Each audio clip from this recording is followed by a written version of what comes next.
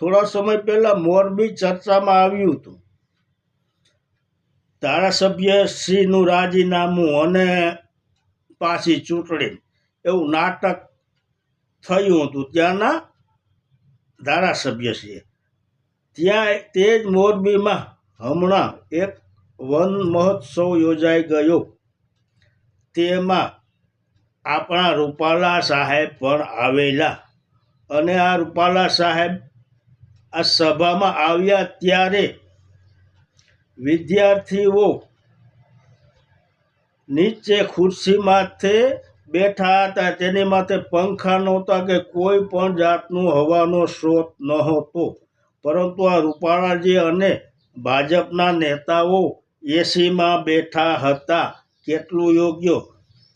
અને ત્યાં સાઈડમાં બાજુમાં એક રિક્ષામાં પંખા પણ પડ્યા હતા. તે પંખાનું કદાચ ભાડું પણ આપ્યું હશે, પણ તે તો ભાજપના ખર્ચે હોય ને, સરકારના ખર્ચે. પણ તે પંખા લગાડ્યા નહોતા અને વિદ્યાર્થીઓને તેમજ આ સામાન્ય પ્રજાને ગરમીમાં શેકાવું પડ્યું હતું. ગરમીમાં બાળકો બફાતા હતા અને સાહેબ એસીમાં બેઠા હતા.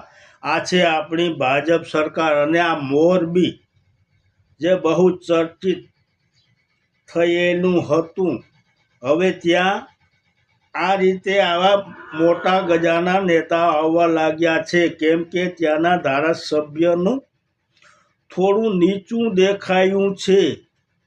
જય માતાજી.